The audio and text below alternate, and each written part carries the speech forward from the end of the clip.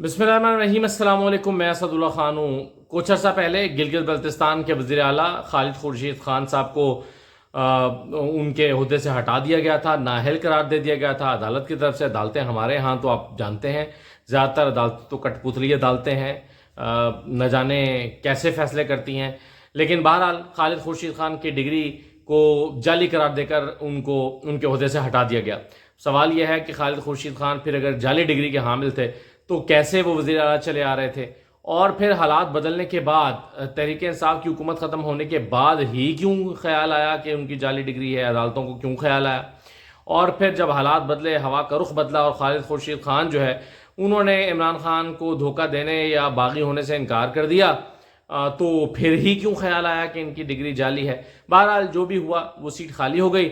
अब उस सीट पर उनके वालिद इलेक्शन लड़े हैं और वो एक वाज़े अक्सरियत से ये सीट जीत गए हैं। पाकिस्तान तहरीक इंसाफ कितना दबाव में है, पाकिस्तान तहरीक इंसाफ के हवाले से किस कदर उनकी मुखालफत चल रही है। गिलगित बल्तिस्तान में इस वक्त तहरीक इंसाफ की मुखालिफ हुकूमत कायम है।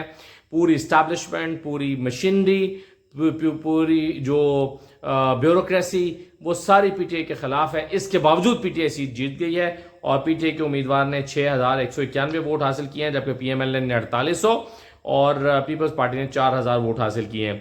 तो आप सोचिए कि अगर ये मुनसिफाना आज़ाद माहौल में इलेक्शन हो जाते तो फिर ये क्या रिज़ल्ट होता। अभी भी इतना ज़ोर लगाने के बावजूद भी ये इलेक्शन पीटीआई के मुखालिफ जमातें जीत नहीं सकी हैं। तो आप अंदाज़ा लगाइए कि हालात क्या हैं। अब सूरत हाल यह है कि जूं जूं अगले इलेक्शन होते जा रहे हैं वैसे वैसे इमरान खान को के ख़िलाफ़ घेरा तंग करने का मंसूबा जो है वो भी तेज़ होता जाएगा। यानी जब इस तरह के नतीजे आएंगे तो फिर फैसले इस तरह के होंगे कि नहीं नहीं नहीं, इमरान खान को तो उसकी पार्टी को इलेक्शन में हिस्सा नहीं लेने दिया जा सकता। जैसे भी पीएमएलएन में दो तरह की राय है।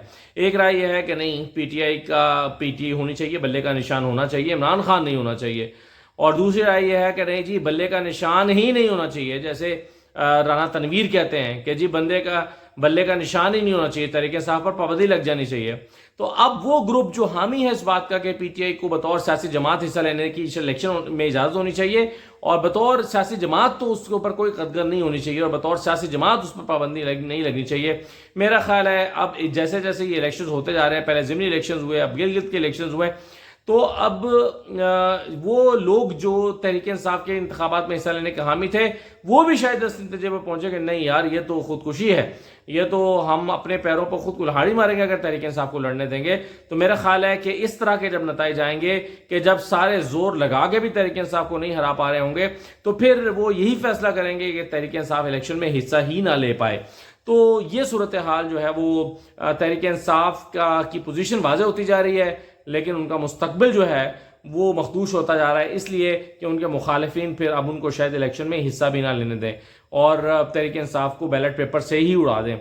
लेकिन बहरहाल ये आई ओपनिंग है उन सब के लिए जो तहरीक इंसाफ को ख़त्म करने का ख्वाब देख रहे हैं, जो समझ रहे हैं कि तहरीक इंसाफ ख़त्म हो चुकी है, जो समझ रहे हैं कि तहरीक इंसाफ ने अवाम को धोखा दिया, जो समझ रहे हैं कि इस महंगाई की ज़िम्मेदार तहरीक इंसाफ है, जो समझ रहे हैं कि आज पाकिस्तान को तबाह करने वाली तहरीक इंसाफ है। उनको समझ लेना चाहिए कि अवाम उनके इस फ़लसफ़े से मुत्तफ़िक नहीं है, और वो सारी सियासी जमातें जो समझती थी, जो कहती रही हैं कि 14 जमातें कि इमरान खान ने पाकिस्तान को डिफ़ॉल्ट के धाने पर पहुंचाया और हमने हुकूमत में आके पाकिस्तान को डिफ़ॉल्ट होने से बचाया है। इसका मतलब यह है कि जब इस तरह के इलेक्शन के रिजल्ट आते हैं तो इसका मतलब ये होता है कि वो सियासी जमातें, ये अवाम जो है इन 14 सियासी जमातों का मौक़िफ़ कबूल नहीं कर रही हैं और इनके मौक़िफ़ की हिमायत नहीं कर रही हैं, तभी वो उनकी उस बयानी की मुखालफत में वोट दे रहे हैं। तो ये जी इस तौर के इलेक्शन थे जिसका आपने नतीजा देख लिया। एक आज बहुत ही अफसोसनाक चीज़ हुई है दिन में, और वो ये कि अरशद शरीफ की अहलिया और उनके प्रोड्यूसर अली उस्मान के नाकाबिल ज़मानत वारंट गिरफ्तारी जारी कर दिया गया।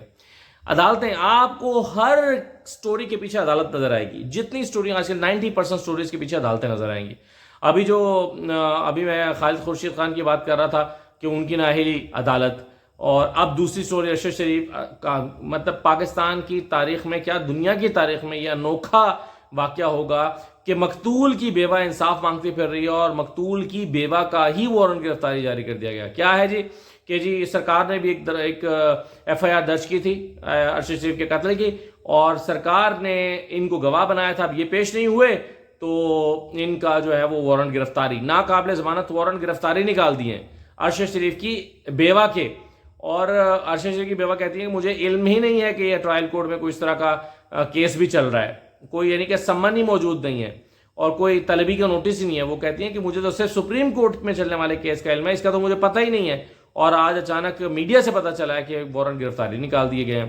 تو پیغام واضح ہے، پیغام یہ ہے کہ پرسو نہ کیا جائے ارشد شریف کے کیس کو، پرسو نہ کیا جائے. جو پرسو کرے گا، جو اس کی پیروی کرے گا، اس کے ساتھ اسی طرح کے مسائل پیش آئیں گے.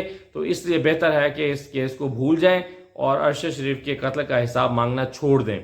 تو یہ واضح پیغام ہے، اور میرا خیال ہے پاکستان کی عدالتی تاریخ کا تاریک ترین دن ہے کہ جس میں ویسے تو خیر عام لوگوں کے ساتھ تو بہت ہی واقعات ہوتے ہیں اور مثالیں بھری پڑی ہیں، لیکن ارشد شریف ایک عام آدمی نہیں تھا، اور ایک ہائی پروفائل مرڈر تھا یہ.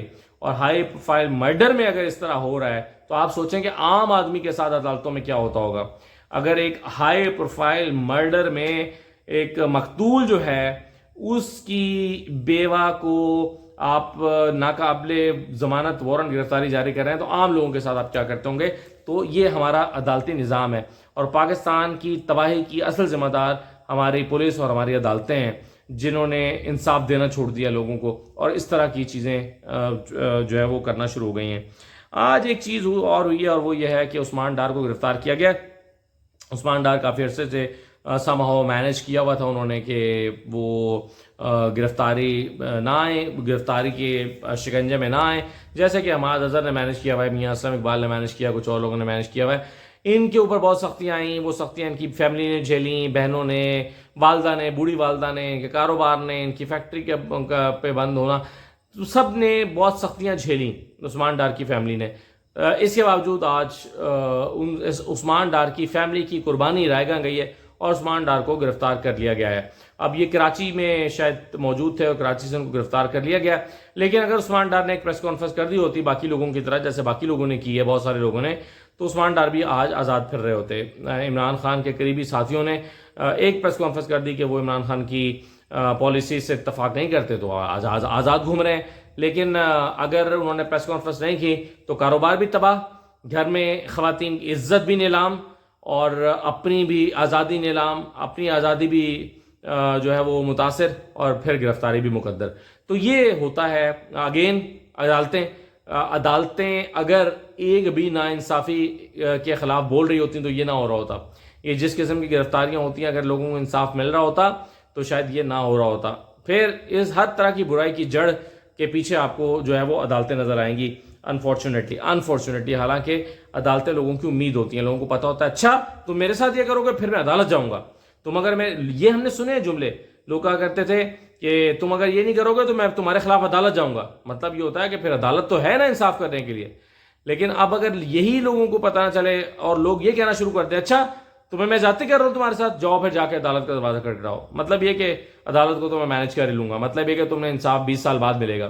تو لوگ بڑے فخر سے آج کہتے ہیں کہ تو جاؤ عدالت جا کے لے لو انصاف، کیونکہ پتہ ہے کہ میں طاقتور ہوں، میں انصاف تو ہونے نہیں دوں گا. تو یہ انفارچونیٹلی پاکستان میں یہ رویہ اختیار ہونا شروع ہو گیا ہے. آخر میں سلیم صافی صاحب کا ایک کلپ شیئر ہو رہا ہے. سلیم صافی صاحب جو ہیں وہ انہوں نے ایک سٹیٹمنٹ دی تھی کہ سائفر تو ہے ہی نہیں، سائفر ایگزسٹ نہیں کرتا. مریم نواز نے بھی کہا تھا ویسے کہ سائفر تو ایگزسٹ نہیں کرتا، سائفر تو کوئی ہے ہی نہیں، کوئی چیز ہی نہیں ہے. اور سلیم صافی صاحب نے کہا تھا کہ اگر سائفر ہوا تو میں صحافت چھوڑ دوں گا. لیکن اب وہ کہہ رہے ہیں کہ یہ جو عمران خان نے لہرایا وہ سائفر نہیں تھا. میں نے تو یہ کہا تھا کہ عمران خان کے جو ہاتھ میں چیز ہے وہ سائفر نہیں ہے، وہ تو سفید رنگ کا کاغذ ہے، سائفر تو یلو کلر کا ہوتا ہے. سنیے ذرا سلیم صافی صاحب نے کیا اس کی وضاحت کی ہے. سر آپ نے کہا تھا کہ سائفر نہیں ہے، حقیقت سائفر مبنی نہیں ہے. نہ آپ دیکھیے جرنلزم کے لیے پہلی ریکوائرمنٹ یہ کہ اس میں ہوا کے رخ میں انسان کو بہنا نہیں پڑتا. جی سر. ٹھیک ہے، آپ کو یاد ہوگا کہ وہ سائفر کہاں لے رہا تھا اس نے؟ ریڈ گراؤنڈ میں. ہاں ریڈ گراؤنڈ میں لے رہا تھا. اس نے کہا یہ میرے ہاتھ میں سائفر ہے، ٹھیک ہے، اور اس میں یہ چیزیں لکھی ہیں. ریممبر؟ جی سر. اس کی تصویر لگا کے میں نے کہا تھا کہ یہ سائفر نہیں ہے اور اس میں وہ نہیں ہے. اس کا کلر کیا تھا؟ व्हाइट कलर में साइफर का कलर क्या होता है? वो तो सर एक डॉक्यूमेंट है ना ना ना, साइफर का कलर क्या कैसे होता है? उसके बारे में पता नहीं है। तो आप लोग पता कर ले, साइफर का कलर येलो होता है। तो वो कहते हैं साइफर का कलर येलो होता है, लेकिन उस दिन उनके हाथ में जो वाइट कागज़ था वो साइफर नहीं था, उस दिन साइफर उनके हाथ में नहीं था। तो यानी इसका मतलब ये है कि सलीम साहब कह रहे हैं कि मैंने ये नहीं कहा था कि साइफर एग्जिस्ट ही नहीं करता। इसका मतलब तो ये है कि अब वो ये कह रहे हैं। और दूसरा ये कि अगर उस दिन उनके हाथ में कागज़ था सफ़ेद, तो फिर तो ये जो सीक्रेट एक्ट की खिलाफ वर्जी वाला मामला भी ख़त्म हो जाता है, क्योंकि फिर इसका मतलब है कि वो साइफर तो लेकर ही नहीं आए थे जलसे में। साइफर तो फिर वहीं था जहाँ होना चाहिए था। वो तो एक अलामती तौर पर साइफर दिखा रहे थे, सफ़ेद कागज़ दिखा रहे थे, वो साइफर नहीं था। फिर तो सीक्रेट एक्ट की खिलाफ वर्जी वाला मुकदमा, साइफर एक्ट वाला, साइफर वाला जो मुकदमा चल रहा है, जिसकी आज जुल्कुरनैन, अबुल हसन जुल्कुरनैन ने समाअत करनी थी और नहीं हो सकी थी उनकी छुट्टी की वजह से, फिर तो वो मुकदमा ही कुछ नहीं है। तो बहरहाल अगेन अदालतें, इजाज़त दीजिए, अल्लाह हाफिज़।